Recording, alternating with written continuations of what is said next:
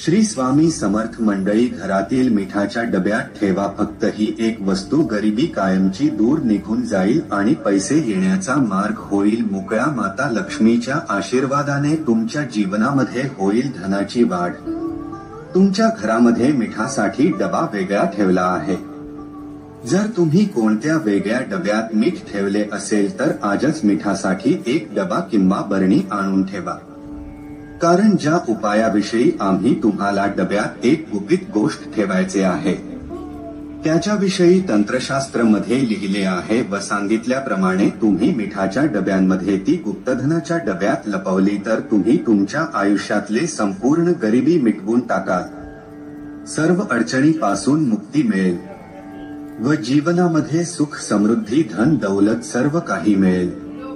मित्रांनो, एका गोष्टीला समजून घ्या, ज्या व्यक्तीच्या घरामध्ये मिठाचा डब्बा असतो तो सरळ सरळ त्या डब्याची आर्थिक दृष्टीने संबंधित असतो। मित्रांनो, संपूर्ण माहितीसाठी व्हिडिओ शेवटपर्यंत पहा। तुम्हा सर्व दर्शकांना नम्र विनंती आहे की आपल्या चॅनलला सबस्क्राईब करा, बाजूच्या घंटीला देखील ऑलवर सेट करा। तर चला तर मग व्हिडिओ सुरू करूया। नमस्कार मंडळी, आम्ही स्वामींचे भक्त वर आपल्या सर्वांनी आपल्या जीवनाचा अविभाज्य घटक आहे। जर जेवणात मीठ जास्त झाले तरी अन्न चांगले लागत नाही व मीठ कमी असेल तरीही आपल्याला चव लागत नाही। मिठाचे असे आहे की जास्त झाले तरी अन्न चांगले लागत नाही व मीठ कमी असेल तरीही आपल्याला चव लागत नाही। मिठाचे असे अनेक उपाय आहेत ज्यामुळे आपल्याला दीर्घायुष्य प्राप्त होत। त्यामुळे अनेक काही गोष्टी आहेत ज्याने आपले आयुष्य कमी होते।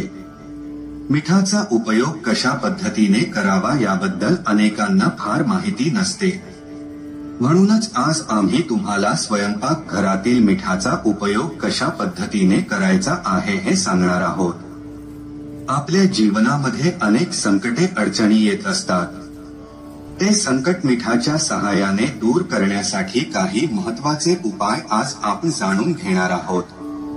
मिठाचे अनेक प्रकार आपल्याला पाहायला मिळतात, ते वेगवेगळे प्रकार म्हणजे काळे मीठ, सैंधव मीठ, समुद्री मीठ आणि सामान्य असे वेगवेगळे मिठाचे प्रकार आपल्याला पाहायला मिळतात आणि हे मीठ आपल्याला सहज वेगवेगळ्या ठिकाणी उपलब्ध सुद्धा होऊन जाते।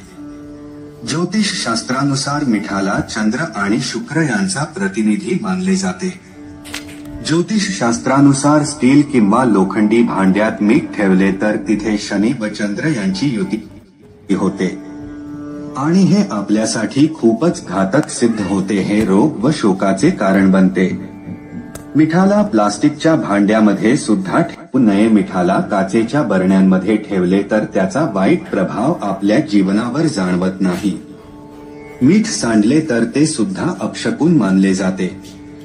मीठ पडल्यास शुक्र व चंद्र दोन्ही ग्रह कमजोर होतात। स्वयंपाक करताना मिठाला चंद्र आणि शुक्र यांचा प्रतिनिधी मानले जाते।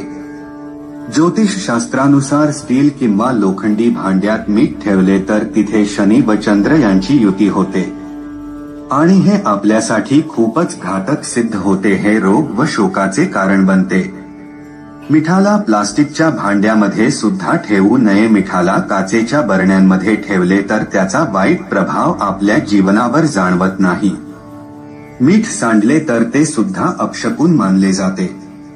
मीठ पडल्यास शुक्र व चंद्र दोन्ही ग्रह कमजोर होतात। स्वयंपाक करताना मीठ कमी जास्त झाले तर आपण ते नंतर टाकू शकतो, परंतु स्वयंपाक करताना भाजीचा चाखून पाहू नये, यामुळे आपल्या जीवनामध्ये दरिद्रता येते। भगवंतांना नैवेद्य दाखविल्याशिवाय मीठ थेट कुणाच्या हातावर ठेवू नये, यामुळे चांगले संबंध खराब होतात। लाल आजच्या लेखामध्ये आपण मिठाचे असे काही उपयुक्त गुणधर्म व लाभ जाणून घेणार आहोत। जर तुमच्या घरामध्ये सुद्धा अनेक अडचणी येत असतील, आर्थिक अडचणी निर्माण होत असतील तर या उपायांच्या सहाय्याने तुम्ही तुमच्या जीवनातील सर्व समस्या नष्ट होणार आहे। त्याआधी व्हिडिओला लाईक करा आणि त्याचबरोबर माता महालक्ष्मीची कृपादृष्टी सुद्धा तुमच्या प्राप्त होणार आहे। चला तर मग जाणून घेऊया मिठाचे अनेक उपाय आहे। त्याबद्दल सर्वात पहिला उपाय म्हणजे आपल्याला आधी काळे मीठ घ्यायचे आहे. ते नीट लाल कपड्यांमध्ये ठेवून त्याची पुरचुंडी आपल्याला बनवायची आहे आणि ही पुरचुंडी आपल्याला मुख्य प्रवेशद्वाराजवळ लावायची आहे. यामुळे तुमच्या घरामध्ये नकारात्मक ऊर्जा प्रवेश करणार नाही. काळे मिठाची पुडी जर तुम्ही तुमच्या तिजोरीवर ठेवली तर यामुळे तुमच्या घरामध्ये पैशांमध्ये वाढ होईल व यामुळे तुमचे तिजोरी नेहमी भरलेली असेल व माता महालक्ष्मीची कृपा सुद्धा तुमच्यावर सदैव राहील.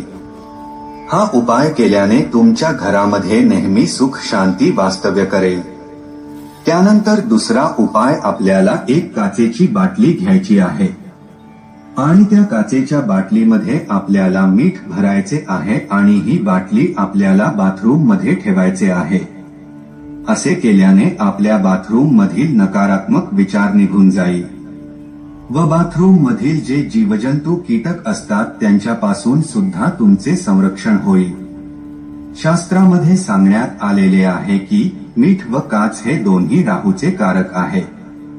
म्हणून जर आपण घराच्या एका कोपऱ्यामध्ये काचेच्या बाटलीमध्ये मीठ ठेवले तर घरातील नकारात्मक ऊर्जा नष्ट होऊन सकारात्मक ऊर्जा तयार होते.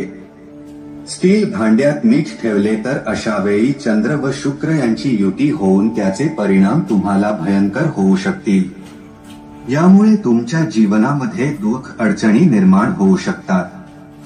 मीठ नेहमी काचेच्या बरणीत ठेवावे. घरामध्ये नेहमी पैसा खेळायचा राहावा असे वाटत असेल तर एक काचेचा ग्लास घेऊन त्यामध्ये थोडेसे पाणी भरून त्यामध्ये मीठ ठेवायचे आहे आणि हे मिठाने भरलेले ग्लास आपल्याला घराच्या नैऋत्य दिशेला ठेवायचे आहे. असे केल्याने आपल्या घरामध्ये पैसा नेहमी खेळता राहतो. आणि या ग्लास मागे एक लाल रंगाचा दिवा लावावा म्हणजेच बल्ब पेटवावा. या ग्लास मधील पाणी पूर्णपणे सुकून गेल्यावर नंतर पुन्हा आपल्याला त्यामध्ये मीठ आणि पाणी भरायचे आहे. त्याचबरोबर जर तुमच्या बाथरूम मध्ये कोणतीही नकारात्मक ऊर्जा असेल तर अशा वेळी आपल्याला बाथरूम मध्ये समुद्री मीठ ठेवायचे आहे. यामुळे तुमच्या बाथरूम मधील वास्तुदोष पूर्णपणे दूर होऊन जाईल. जर तुमच्या घरातील बाथरूम चुकीच्या दिशेला असेल तर बाथरूमच्या उंबरठ्यावरील लाल रंगाने जाड रेषा काढावी. यामुळे सुद्धा दोष तुमचा मोठ्या प्रमाणात कमी होईल. जर तुमच्या बालकाला नजर लागली असेल तर अशा वेळी चिमूटभर मीठ घेऊन त्याच्या अंगावरून ओवाळावे आणि ते मीठ हे वाहत्या पाण्यामध्ये सोडून द्यावे. जर आपल्याला व्यक्तिगत नजर लागली असेल तर अशा वेळी मूठभर समुद्र मीठ घेऊन आपल्या अंगावरून 3 वेळा फिरवावे व त्यानंतर हे मीठ शौचालयांमध्ये फेकून द्यायचे आहे. असे केल्याने आपल्याला जर कोणाची नजर लागली असेल तर ती नजर निघून जाते. अनेक वेळा वास्तुदोष दूर करण्यासाठी सुद्धा मिठाचा उपयोग केला जातो. असे काही उपायांनी आपण दोष दूर करू शकतो. जर तुम्हाला तुमच्या वास्तूमध्ये नेहमी भय वाटत असेल तर अशा वेळी आपल्या दोन्ही हातांमध्ये मीठ घ्यावे, उभे राहा आणि त्यानंतर हे मीठ बेसिन मध्ये टाकून द्या. पाणीचे नळ चालू करून ते मीठ पूर्णपणे वाहू द्या. असे केल्याने आपल्या घरातील वास्तुदोष संपूर्णपणे नष्ट होऊन जातो.